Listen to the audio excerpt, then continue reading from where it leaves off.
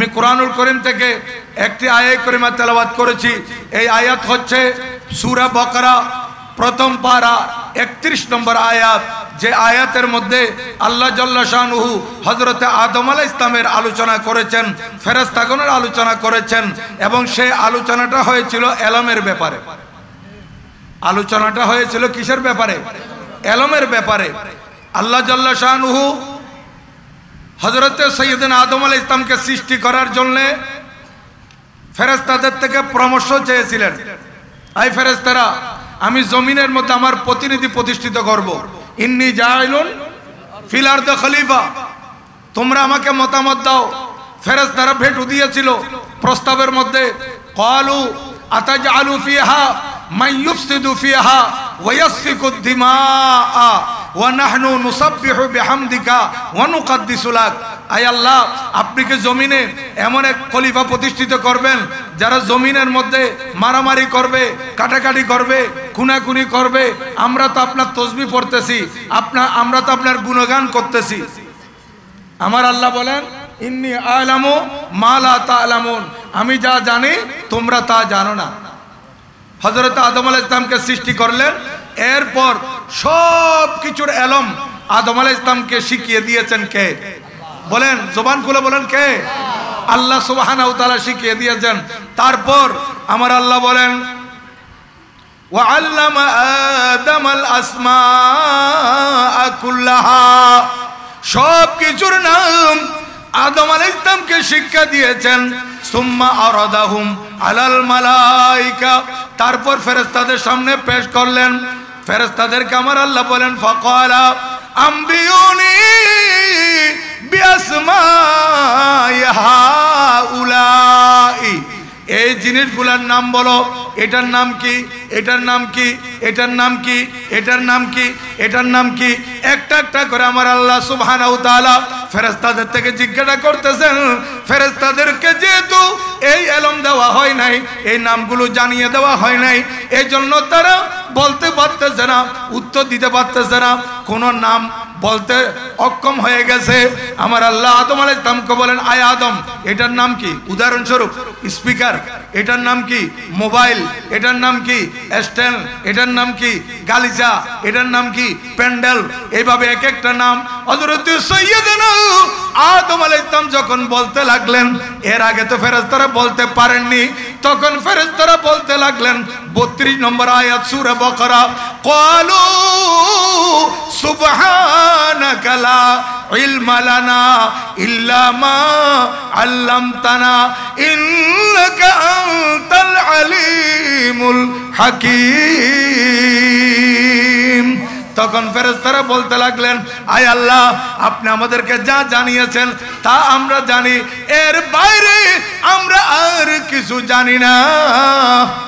আল্লাহ, আপনি পবিত্র, আপনি পবিত্র, সুবহানাকা, আয় আল্লাহ, আপনি পবিত্র, আমাদেরকে যা জানিয়েছেন আমরা তা জানি। লা ইলমা লানা ইল্লা মা আল্লামতানা, আপনি যা জানিয়েছেন তাই জানি, এর বাইরে আর জানি না। কিন্তু এখন আদম আলাইহিস সালাম দেখতেছি সব বলে দিচ্ছে। এই এলমের কারণে আদম আলাইহিস সালামের ফজিলত, একদিকে আল্লাহর নবী, কিন্তু আদম আলাইহিস সালামকে ফেরেশতাদের মাঝে আদম আলাইহিস সালামের ফজিলত আল্লাহ পাক তুলে ধরেছেন কিসের মাধ্যমে? বলেন না, কথা বুঝেন না এতক্ষণ? এলমের মাধ্যমে, এলমের দ্বারায়। এলম এত বড় জিনিস, এলমের মাধ্যমে আদম আলাইহিস সালামের ফজিলত, মর্যাদা, বুজুর্গি ফেরেশতাদের সামনে দিবালুকের মতো স্পষ্ট হয়ে গেল। আমার আল্লাহ বলেন, আদম আলাইহিস সালামের ফজিলত এলমের কারণে আমি আল্লাহ তোমাদের থেকে এত বেশি বাড়িয়ে দিয়েছি। উসজুদু লি আদামা, এখন তোমরা আমার এই আদমকে সিজদা করো। ফাসাজাদু, সকল ফেরেশতারা সিজদা করলেন, ইল্লা ইবলিস, আগুনের তৈরি জিন যে মুআল্লিমুল মালাকুত ছিল, সে সিনা টেনে দাঁড়িয়ে আছে, বেআদব। সে কি? বলেন না, কি? বেআদব। আজকে বাতিল ফেরকারা এই যে চতুর্দিকে মার খায়, লাঞ্ছিত হয়, অপমানিত হয়, বিভিন্ন আকাম কুকামের মধ্যে ধরা পড়ে, এটা কিসের কারণে জানেন? বেয়াদবির কারণে। কিসের কারণে? বেয়াদবির কারণে। বেআদব মাহরুমে গাশত আজ ফজলে রব, যারা বেয়াদব হবে তারা আল্লাহর দয়া থেকে বঞ্চিত, রহমত থেকে বঞ্চিত। বা আদব বা নসিব, বে আদব বে নসিব। যাদের কাছে আদব আছে তাদের নসিব ভালো, তাদের কপাল ভালো, আর যারা বেয়াদব তাদের কপাল ফোড়া। এজন্য এই যে আমার আগে মাওলানা ফখরুদ্দিন চাঁদপুরি সাহেব বললেন এ সুন্নিয়া মাদ্রাসা শ্রেষ্ঠ কেন, আমাদের সুন্নিয়া মাদ্রাসা ছাত্রদেরকে এলমের পাশাপাশি আদব শিক্ষা দেওয়া হয়। এই যে আমরা মুআল্লিম প্রশিক্ষণ দেই, মুআল্লিম প্রশিক্ষণের মধ্যে আমাদের যারা প্রশিক্ষণার্থী থাকেন ওনাদেরকে মুআল্লিমরা ট্রেনিংয়ের মধ্যে এইটাও বলে যে কোনো ছাত্র সে নার্সারির হোক, সে প্লের হোক, সে ওয়ানের হোক, তার সাথে তুই তুকারি তো দূরের কথা, তুমিও বলা যাবে না, বলতে হবে আপনি কেমন আছেন। ছোট ছোট বাচ্চা এই নার্সারি প্লে ছেলে 4 বছরের, এই 4 বছরের একটা শিশু ভালো করে কথা বলতে জানে না, 5 বছরের একটা শিশু ছেলে মেয়ে তাদের সাথে এই উস্তাদেরা যখন আপনি আপনি করে কথা বলে তখন এই বাচ্চারা আদর্শবান হয়ে গড়ে ওঠে, আদব কায়দা শিখে। এই জন্য সুন্নি নুরানি মাদ্রাসা শ্রেষ্ঠ। আলহামদুলিল্লাহ বলবেন না? আমাদেরকে যে আল্লাহ পাক আদব দিয়েছেন, আমাদের মধ্যে আদব আছে, আমাদের ওস্তাদরা আমাদেরকে আদব শিক্ষা দিয়েছেন। এই ছোট ছোট বাচ্চাদেরকে আদব শিক্ষা দেওয়া হচ্ছে। সুন্নি পাবলিক ওনাদের আওলাদদেরকে আদব শিক্ষা দেয়, আর ওরা বেয়াদবি শিক্ষা দেয়। এই যে বলছে মাজার ভাঙে, এটা ভাঙচুর কারা করে? বেয়াদবরা। এই বেয়াদব যেহেতু বদনসিব এরা ভাঙচুর করে। কিন্তু আমি গত 3 দিন আগে, গত রবিবার, আজকে কি বার? আজ 1 সপ্তাহ হয়ে গেছে। সময় কি দ্রুত চলে যাচ্ছে। এক জুমা পড়ায় শেষ করতে পারি না, আরেকটা জুমা চলে আসে। এই যে বলছে বছর মাসের মতো হবে, মাস সপ্তাহের মতো হবে, সপ্তাহ দিনের মতো হবে, কত দ্রুত। এই গত রবিবারের কথা বলতেছি, ব্রাহ্মণবাড়িয়া গেলাম, আপনারাও গিয়ে দেখতে পারবেন। ব্রাহ্মণবাড়িয়া সদর কাউতলি, কি বলে কাউতলি, ব্রাহ্মণবাড়িয়া সদর কাউতলির পাশে একটা কাজীপাড়া আছে। কাজীপাড়া, ওই কাজীপাড়াটার নামকরণ করা হয়েছে 360 অলিয়া হযরতে শাহজালাল সিলেটি ইয়ামানি মুজাররদি রহমতুল্লাহ আলাইহির সাথে এসেছিলেন একজন।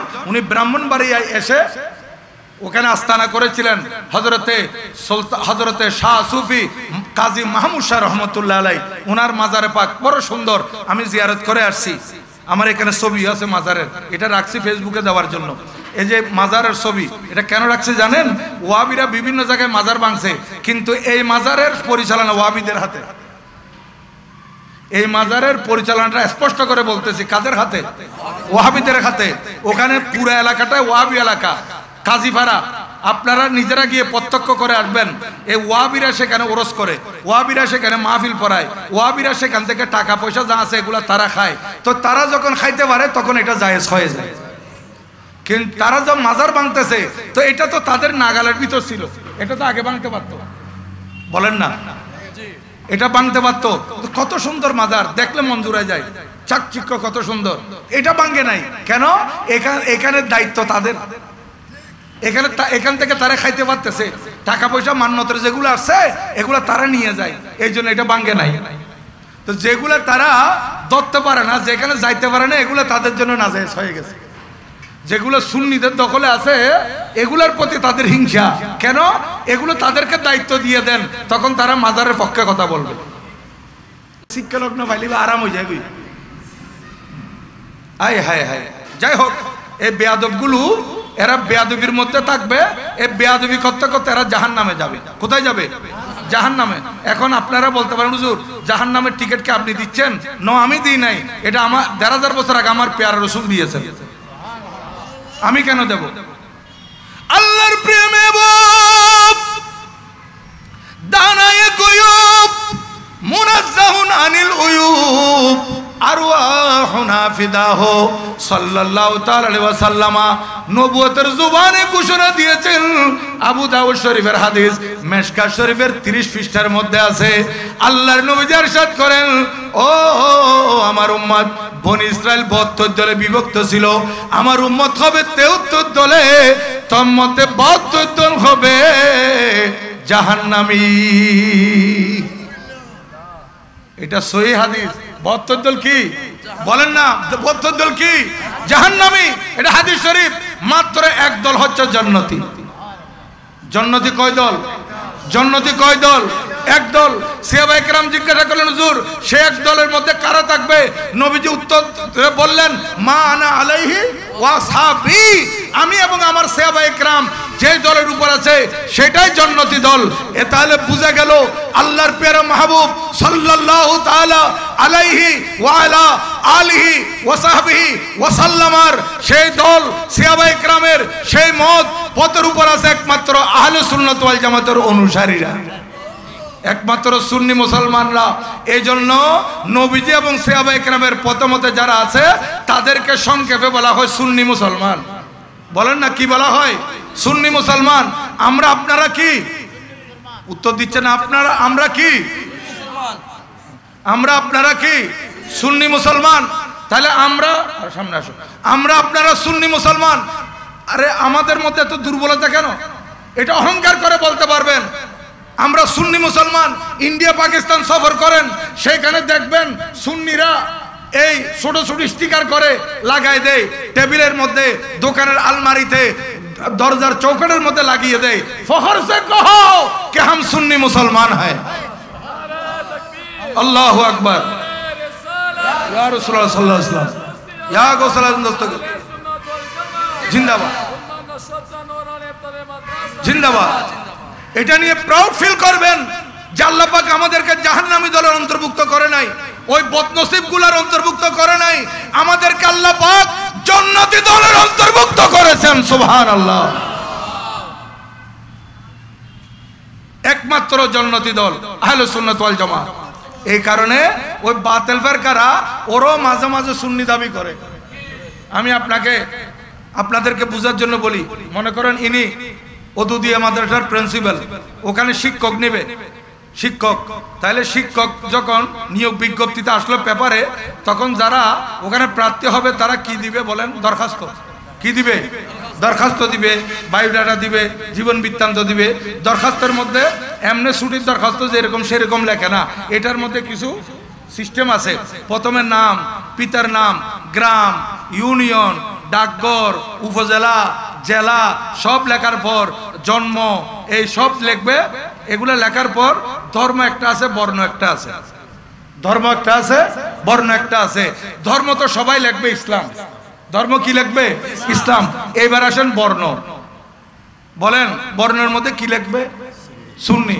যারা হেফাজত ইসলাম করে, আমি স্পষ্টভাবে বলতেছি, যারা হেফাজত ইসলাম করে এরা দরখাস্তের মধ্যে ধর্ম ইসলাম, বর্ণ হেফাজত ইসলাম লেখে না। যারা জামাত ইসলাম করে এরা ধর্ম ইসলাম, বর্ণ জামাত ইসলাম লেখে না।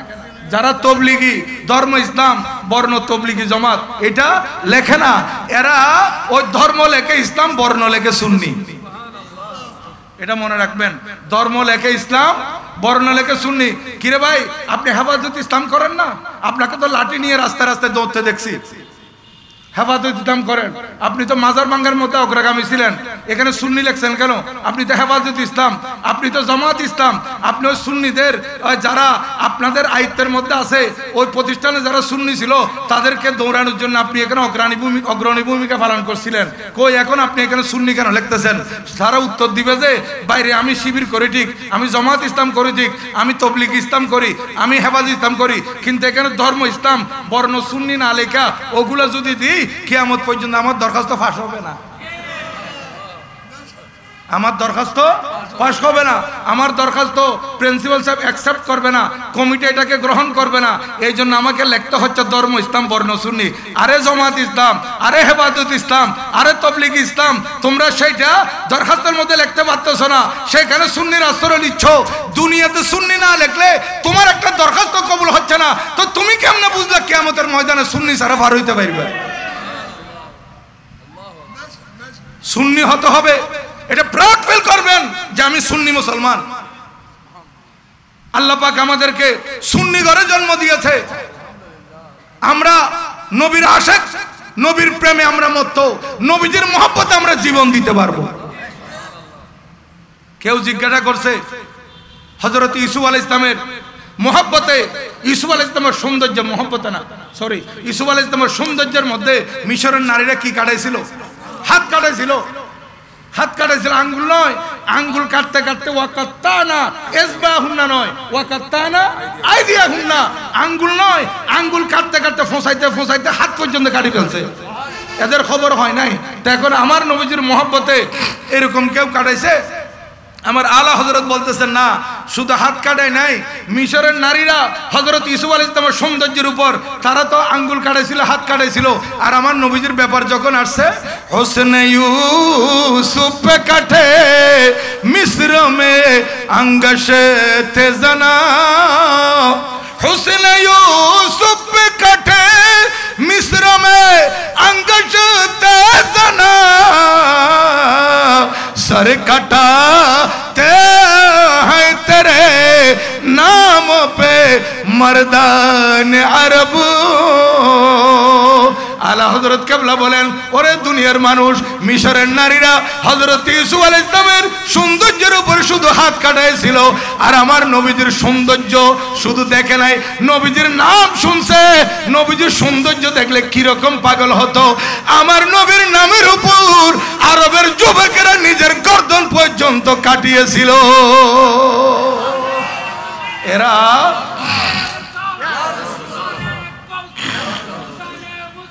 জিন্দাবাদ জিন্দাবাদ জিন্দাবাদ। যাই হোক, আমার কথা আরেক দিকে চলে যাচ্ছে। এটা যেহেতু সভা, এদিকে কথা বলতে হবে, কিন্তু সবার আগে আমাদেরকে আকীদার কথা অবশ্যই বলতে হয়। আকীদার কথা অবশ্যই। ওরা কিন্তু আকীদার কথা বলে না, ওরা নামাজ রোজা আমলের কথা বলে। আমি আপনাদেরকে বলতে চাই, আপনার আমল কবুল হবে ঈমান আকীদা ঠিক থাকলে। এই জন্য আগে ঈমান, তারপরে নামাজ। নামাজ ইসলামের 5টি স্তম্ভ। প্রথমে নামাজ, তারপরে যাকাত, তারপরে হজ, তারপরে রোজা, তারপরে ঈমান। এরকম না? এরকম বলেন না? এরকম না। প্রথমে ঈমান। প্রথমে কি? ঈমান।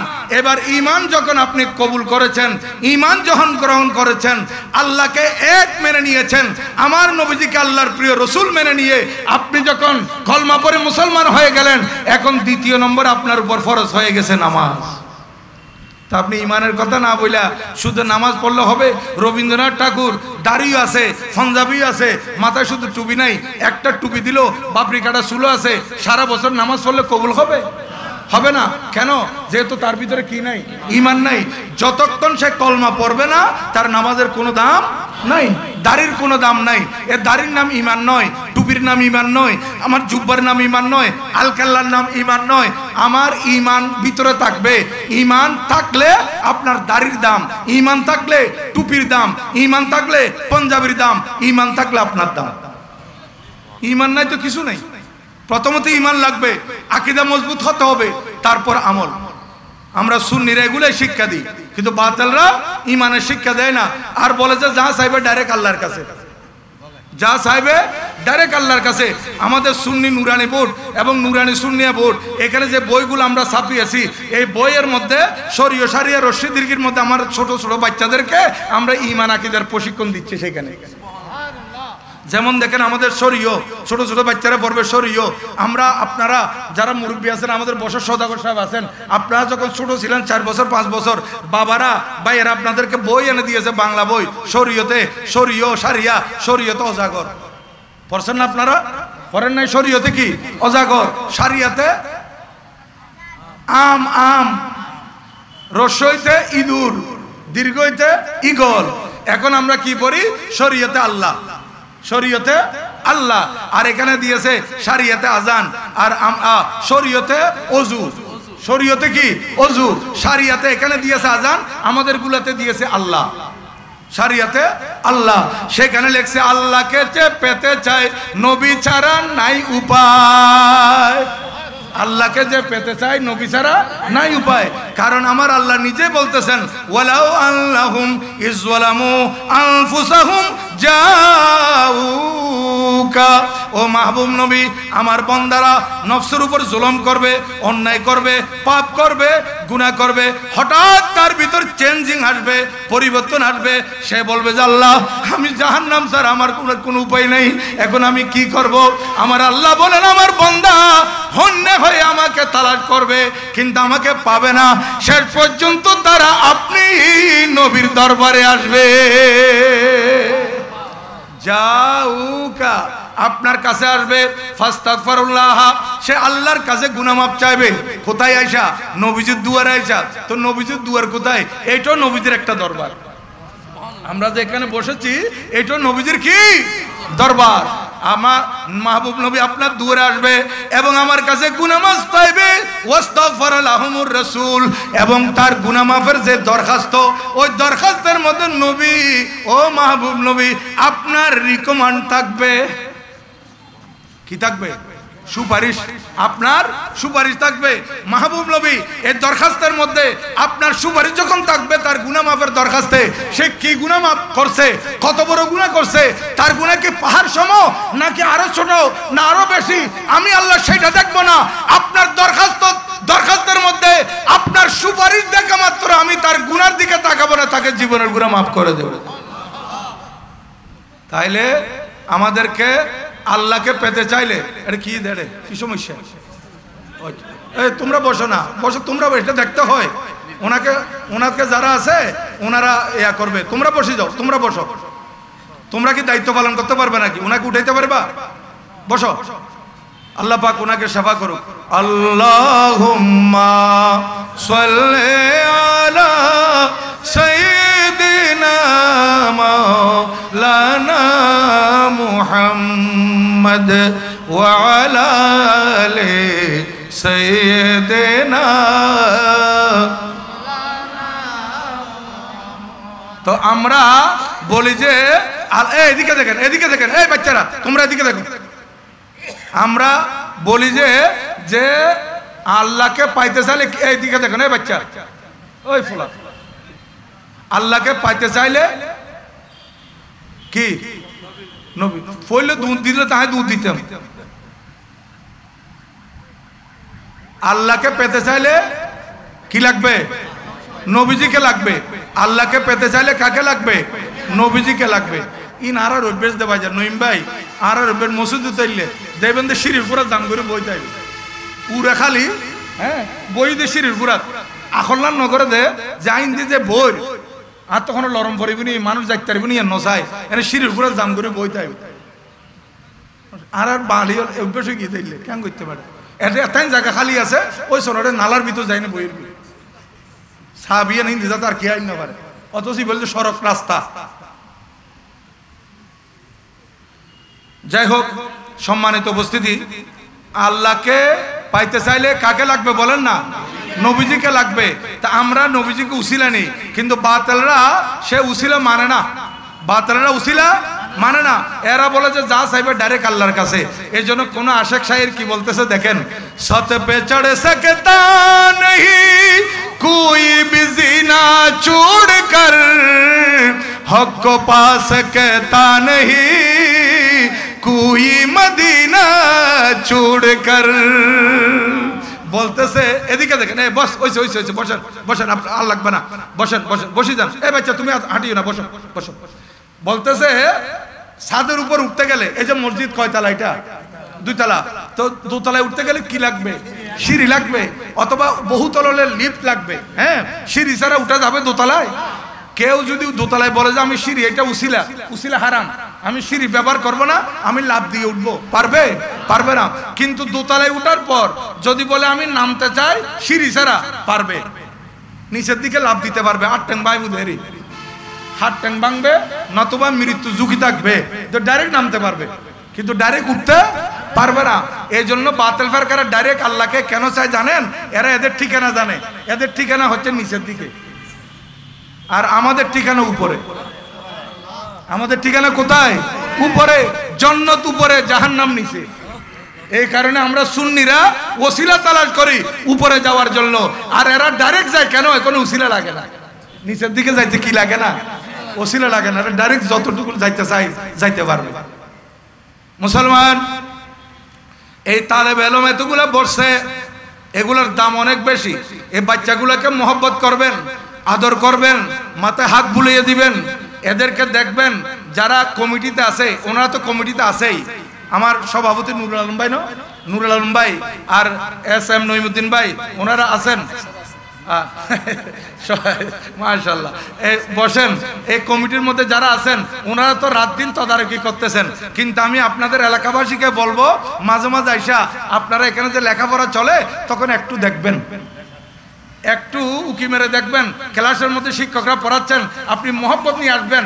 আজকে নুসরত শাহ রহমতুল্লাহ আলাই, নুরানি সুলতান নুসরত শাহ রহমতুল্লাহ আলাই, নুরানি ও আপনাদের মাদ্রাসার ছাত্ররা কিভাবে লেখাপড়া করতেছে, এই নবীজির বাগানের ফুলগুলা লেখাপড়া করতেছে, আমি একটু দেখে যাই। আপনি কোথাও শহরে যাবেন, ঢাকায় যাবেন, এদিকে খাগড়াছড়ি যাবেন, এই বাসা থেকে বের হইয়া একবার মাদ্রাসার ছাত্রগুলাকে দেখে যান, আপনার ভাগ্য লাগবে। যে কাজে যাচ্ছেন সেই কাজে আপনি সার্থক হবেন। কারণ এগুলাকে আমার নবীজি বড্ড ভালোবাসেন, আমার নবীজি এই ছাত্রগুলাকে খুব ভালোবাসেন, এগুলো আমার নবীজির বড় প্রিয়। এই জন্য নবীজি নবুয়তের জবান ইরশাদ করেছেন, এই মাদ্রাসায় যারা পড়ে, স্কুলে নয়, কলেজে নয়, মাদ্রাসায় যারা পড়তেছে, প্রাইমারিতে নয়, নুরানিতে যারা পড়তেছে, সুন্নি নুরানি, এনে নুরানি নয়। আমাদের স্লোগান হচ্ছে শুধু নুরানির দিন শেষ, সুন্নি নুরানির বাংলাদেশ। শুধু নুরানির দিন শেষ, সুন্নি নুরানির বাংলাদেশ। এই সুন্নি নুরানির মধ্যে যারা পড়ে এই ছাত্রগুলাকে দেখবেন। কারণ আমার নবী বলেন, এই বাচ্চাগুলা কোরআন শরীফ হাতে নিয়ে, কিতাব হাতে নিয়ে যখন কোনো কবরের পার দিয়ে যাবে, সহিহ হাদিস 40 দিন পর্যন্ত কবর আযাব মাফ থাকবে। 40 দিন পর্যন্ত কবর আযাব মাফ থাকবে। একদিন আর নইমিশা হুজুর কাবলা আর তো মনত পড়ে, আর উস্তাদ জিবের কারণে জামিয়াত আসছি, নইমিশা হুজুরের কারণে। হ্যাঁ, আবার ওনাকে আমি নিয়ে আসছি জামিয়ায় লক্ষ্মীপুর থেকে। যখন আমি লক্ষ্মীপুর যাই 87, 88, 79, এই সময় ওনাকে আমি নিয়ে আসছিলাম।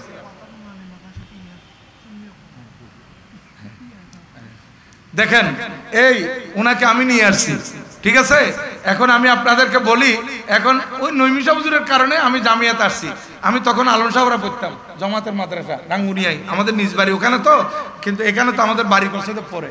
হ্যাঁ, ওটা নিজ বাড়ি, আমার বাপের বাড়ি, এটা আমাদের বাড়ি, আমাদের জন্ম বাড়ি এখানে ফৌজদারা। তো আমি বললাম নইমিশা হুজুর যে মাদ্রাসায় পড়ে সেই মাদ্রাসায় আমাকে কি করতে হবে, ভর্তি করাইতে হবে। তা আব্বা বাইতো আমাকে এখানে ভর্তি করা দিয়েছেন নইমিশা হুজুরের কারণে আমি এখানে আসছি। যাক, ওই যে নইমিশা হুজুর একদিন ওয়াজ করতেছিলেন, আল্লাহ পাক ওনার কবরকে দোয়া কবুলের স্থান হিসেবে কবুল করুন, আমিন বলেন। আমার ওস্তাদ প্রিন্সিপাল আল্লামা জালালউদ্দিন আল কাদরি রহমতুল্লাহ সহ যত আমাদের ওস্তাদগণ ইন্তেকাল করেছেন, আল্লাহ পাক ওনাদের মাগফিরাত নসিব করুন, সবাই বলুন আমিন। তো হুজুর বলতেছেন, একজন পড়ুয়া ছাত্র কবরের পার দিয়ে যখন যায়, তখন 40 দিন পর্যন্ত কবর আযাব কি হয়, মাফ হয়ে যায়, কবর আযাব মাফ হয়ে যায়। তো এখন একজন উঠে কত হুজুর, এটা বস চোর আছে, ডাকাইত আছে, হ্যাঁ অপরাধী আছে, এগুলো মাফ হয়ে যাবে না? দেখেন ওই লোকটার কাছে কি রকম লাগলো আল্লাহ জানে। বলছে কবরের মধ্যে অনেক জালেম, এইরকম এই চোর ডাকাইত এগুলাকে কবর দিছে, এগুলাকে মাফ করে দিবে? তো নইমিশা হুজুর উনি হাজের জবাব, উনি তো উপস্থিত বুদ্ধি ছিল ওনার কাছে, উনি মোনাজারে আলোচনা ছিলেন। উনি বলতেছেন, এই একজন পড়ুয়া ফুয়া খবরের ফারুর দিজার, এই কারণে চোর ডাকাইতের মাফ করে দিলে তোর সমস্যা কি হবে? হুজুর বলতেছে, তোমার সমস্যা কোথায়? মাফ করে দিছে, আল্লাহ দয়া করছে, ওদের ভাগ্য ভালো, কবরের ভিতর আছে, এদের আযাব চলতেছে, আর একটা পড়ুয়া পাতা তাদের কবরের পাশ দিয়ে যাচ্ছে, তা আল্লাহ মাফ করে দিছে, তোমার সমস্যা কেন? দেখেন এই পড়ুয়া ছেলে এগুলা। দেখেন আমি একটা ঘটনা বলি আপনাদের খেদমতে, আমার টাইম নাই, তারপরেও আমি নঈম ভাইকে বলছি মাগরিব নামাজের পরপর দিবেন, আমি আধা ঘন্টা 45 মিনিট করে আমাকে হাঁটাজারি, আবার ওদিকে শাহ রজবিয়া মাদ্রাসার সব আজকে সেখানে যাইতে হবে। হ্যাঁ, তো ওটা কোনো দীর্ঘ করবে না, এই জন্য। তো বলতেছিলাম, ওই গজনীর একটা মাদ্রাসা ছাত্র, ছোট্ট ছাত্র, গরিব, লেখাপড়ার মধ্যে খুব বেশি আগ্রহী ছিল। যেমন আমাদের মৌলানা হেলাল উদ্দিন জামিয়ার মধ্যে প্রথম ছিল, রুল 1 ছিল, 1-এ 2 করতে পারে না কেউ। হ্যাঁ, তো এইরকম লেখাপড়ার মধ্যে আগ্রহী, রাত দিন লেখাপড়া করে। এখন রাত্রে লেখাপড়া করার জন্য সেই সময় আলো এরকম লাইটের ব্যবস্থা ছিল না, ওই সেরাক বাতি, তেলের বাতি এরকম ছিল। এখন এই ছেলে কাঁদতেছে, রাত্রে অন্ধকারে কিভাবে পড়বে? চাঁদের আলো তো কোনো পড়া যায় না, চাঁদের আলো তো একমাত্র পড়েছিলেন ইমাম বুখারী রহমতুল্লাহ আলাইহি। ওনাকে মার দোয়ায় আল্লাহ পাক উনি ব্লাইন্ড অন্ধ ছিলেন, অন্ধ হয়ে গেছেন। পরে মার দোয়ার কারণে ইব্রাহিম আলাইহিস সালাম এসে বলতেছেন যে আপনার ছেলের চক্ষুর জ্যোতি এসে গেছে। ফজরে দেখতেছি ইমাম বুখারী রাদিয়াল্লাহু তাআলা ভালো হয়ে গেছেন এবং উনি 16 বছর কোথায়? মদিনা শরীফ, মদিনায় পাকে গুম্বদে খদরের পাশে উনি ওই চাঁদের আলোতে বসে বসে পড়তেন, লিখতেন। আমরা পারবো না, আপনিও পারবেন না, আপনার চোখ টানবে। হ্যাঁ, দেখেন উনি বলতেছে, এই ছোট্ট বাচ্চা বলতেছে আমি কেমনে লেখাপড়া করব। তখন তার মাথায় একটা বুদ্ধি আসলো যে আমার মাদ্রাসার পাশে একটা দোকান দেখতেছি, কিন্তু দোকান তো হিন্দু ভদ্র লোকের, হিন্দু। এখন তার কাছে গেছে, হিন্দুকে বলতেছে, খুব খেয়াল করবেন, গভীর মনোযোগ, হিন্দুকে বলতেছে যে দাদা একটা কাজ করেন, আপনি দোকান বন্ধ করে চলে যান, দোকানে চুরি হওয়ার সম্ভাবনা থাকে, হ্যাঁ ডাকাতি হওয়ার সম্ভাবনা থাকে। আমি এই মাদ্রাসার ছাত্র, আপনি যদি বাইরে একটা বাতি জ্বালাই দেন, বাইরে আমাকে চেরাগের ব্যবস্থা করে দেন, আমি সারা রাত লেখাপড়া করবো, আপনার দোকান পাহারা দেব। দেখেন, আমি সারা রাত লেখাপড়া করব আর আপনার দোকান কি দেব? পাহারা দেব। এই কথা বলার পর বলতেছেন ঠিক আছে, তুমি যখন টাকা চাইতেছ না, বেতন চাইতেছ না, এমনি সিকিউরিটির দায়িত্ব পালন করবে, সমস্যা নাই। আমি তোমার জন্য আজকে রাত থেকে বাতির ব্যবস্থা করতেছি, তুমি লেখাপড়া করতে থাকো। ওই হিন্দু ভদ্রলোক বাচ্চার জন্য তেল কত তেল তো দোকানেই আছে, দোকান থেকে ওই চটি বাতির মধ্যে তেল দেয়, এটা সারা রাত জ্বলে আর বাচ্চা লেখাপড়া করে, সকালবেলা বন্ধ করে, তারপর বাতি নিবে মাদ্রাসায় চলে যায়। এইভাবে চলতে চলতে প্রায় 5-6 মাস যাওয়ার পর ওই দোকানদার যারা, ওনাদের হাল খাতার একটা ব্যবস্থা আছে, এটা আগে থেকে ছিল হাল খাতা, অর্থাৎ ওই চৈত্র মাস হইলে ওই আর বছর 17 বালা হইতে পারিব হাল খাতা। হ্যাঁ, এখন হাল খাতা যখন তারা ওই হিসাব কিতাব করতেছে, বছর কাবারি হিসাবের মধ্যে দেখতেছে ওই বাচ্চাকে তেল যেগুলো দিয়েছে এগুলো অনেক টাকা লস হয়েছে, অনেক টাকা গেছে। কারণ প্রতিদিন তো একটা রাত যে বাতিটা জ্বলবে সেই পরিমাণ তেল দিতে হবে না, তেল এমনি ইনকাম সব হয়েছে, কিন্তু এগুলা যে তেলগুলা গেছে এটা হিন্দুর ভদ্রলোক আর সহ্য করতে পারে নাই।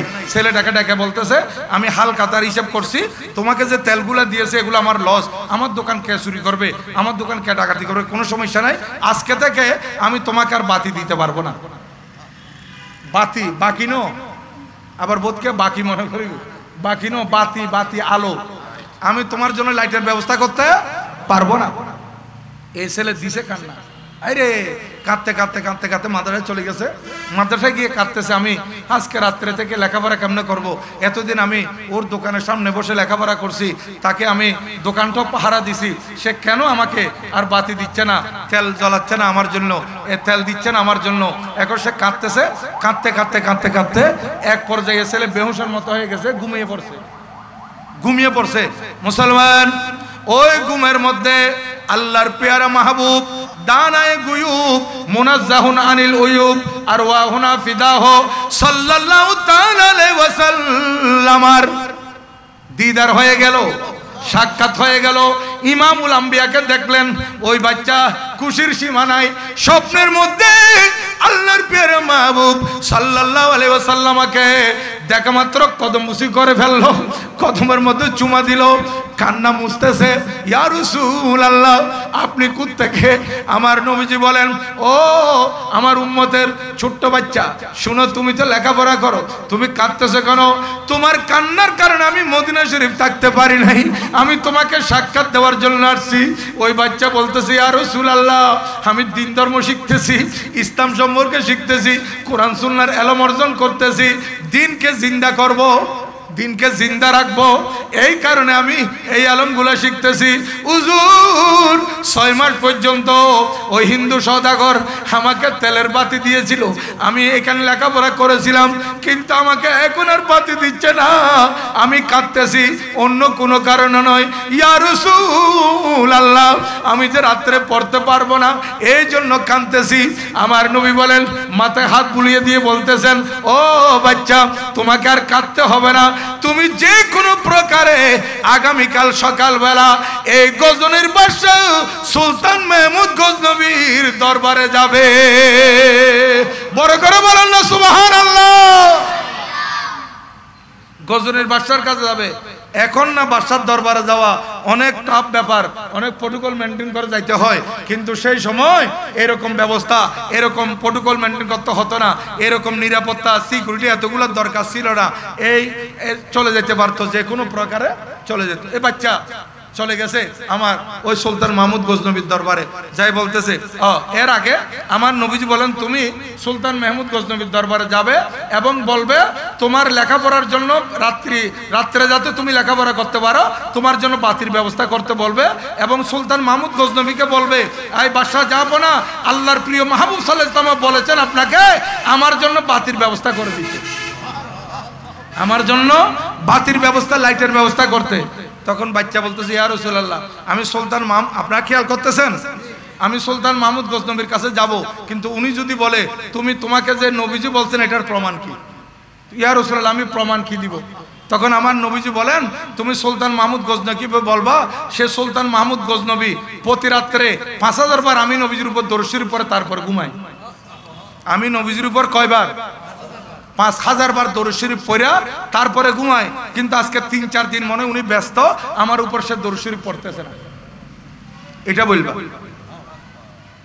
বাচ্চা গেছে, যাওয়ার পর সুলতান মাহমুদ গজনবীর সাথে সাক্ষাৎ করছে, সাক্ষাৎ করে বলতেছে বাদশাহ জাহাপনা এখন আমি তো গরিব মানুষ, আমার আব্বা আমাকে মাদ্রাসায় ভর্তি করা দিছে, দিনের বেলা আলুতে পড়ি, রাত্রে কোনো আলু নাই, আমি পড়তে পারি না, আমার আলুর ব্যবস্থা করার জন্য আল্লাহর নবীজি আপনাকে নির্দেশ দিয়েছেন।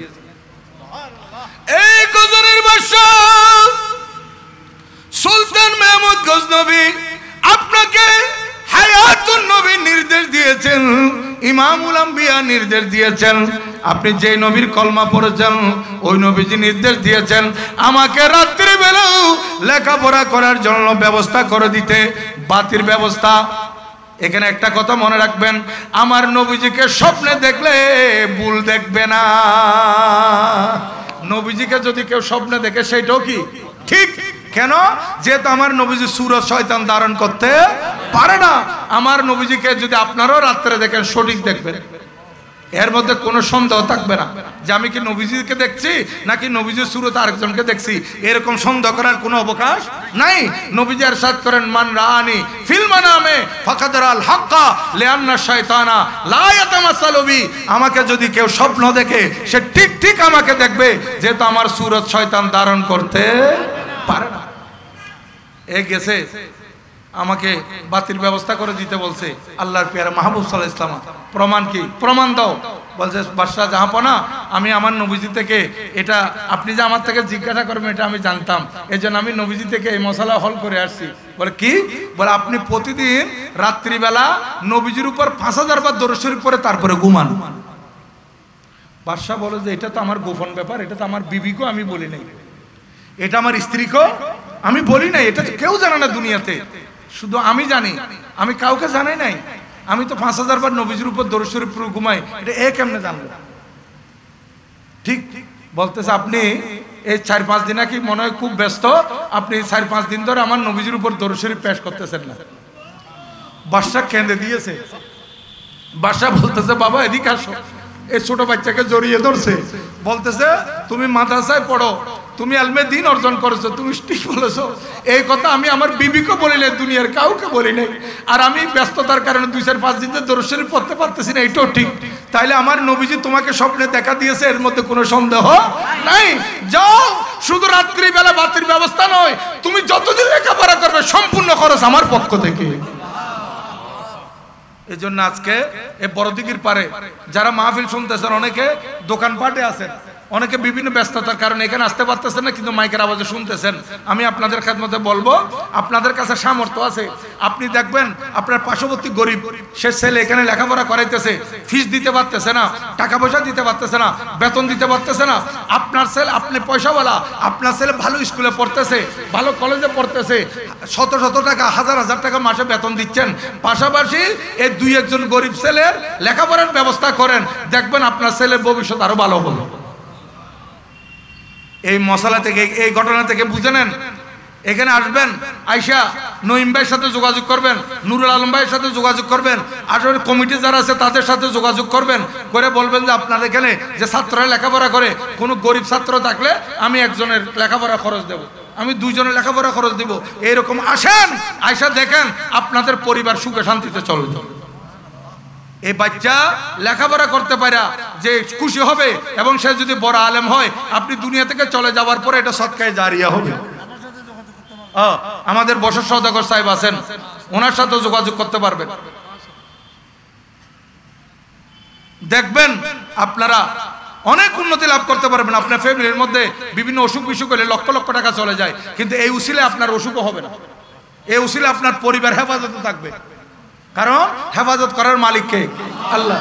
আপনি এই সুলতান নুসরত শাহ রহমতুল্লাহ আলাই নুরানিও একটা মাদ্রাসার ছাত্রদেরকে আপনি লেখাপড়া করাচ্ছেন, এটা আপনি একটা ছাত্র দুইটা ছাত্রকে লেখাপড়া খরচ দিচ্ছেন, এখানে হেফজখানাও আছে, হেফজখানার ছাত্রদের লেখাপড়ার খরচ দিচ্ছেন, এই কারণে আপনি অনেক উন্নতি লাভ করতে পারবেন। আর বিশেষ করে আমি পরিশেষে আপনাদের মোবারকবাদ জানাই, আপনারা যথাসময় এসে এখানে সময় দিয়েছেন, টাইম দিয়েছেন, বসবেন কোথাও এখানে যতক্ষণ পর্যন্ত চলে ততক্ষণ বসবেন। আমার পরে শিডিউল অনুযায়ী তকরির হবে, আমি তো এখানে রুখসত হব। আমি আপনাদের খেদমতে আরজ করি, এই নুরানি সুন্নিয়া বোর্ড বাংলাদেশ এটা গঠিত হয়েছে 1916 সালে। নইম ভাই কই 16 সাল না? কত? 16 সালে এটা গঠিত হয়। তারপর আমরা একটা করেছি সুন্নি নুরানি বোর্ড বাংলাদেশ, এটা এরপরে আরো 3 বছর পরে করছি আমরা। হ্যাঁ, এটা প্রথমে করছে এই সুন্নি নুরানি বোর্ডও চলতেছে, আর আমাদের বোর্ডও চলতেছে আলহামদুলিল্লাহ। সারা বাংলাদেশে এখন দেখতেছি প্রায় 6,500-এর মতো সুন্নি নুরানি মাদ্রাসা, 6,500 50টি জেলার মধ্যে চলতেছে সুন্নি নুরানি মাদ্রাসা। আমি তো আল্লাহর কাছে হায়াত চাইতেছি এই জন্য যে আমি বাঁচতে বাঁচতে আমি দেখতে যাতে আমি সারা বাংলাদেশে সুন্নি নুরানি মাদ্রাসা 46 জেলায় হয়ে গেছে, এটা যাতে দেখতে পাই, এটা আল্লাহর কাছে ফরিয়াদ করতেছি। দোয়া করবেন যাতে সুন্নি নুরানি মাদ্রাসা গড় হয়। গতকালে একটা বেস আমরা শেষ করছি, এখানেও প্রশিক্ষণ চলে, আমাদের ওখানে প্রশিক্ষণ চলে। আমাদের 32তম বেস গতকাল গেছে, আগামী রোজার পরেই 33তম বেস শেষ হবে।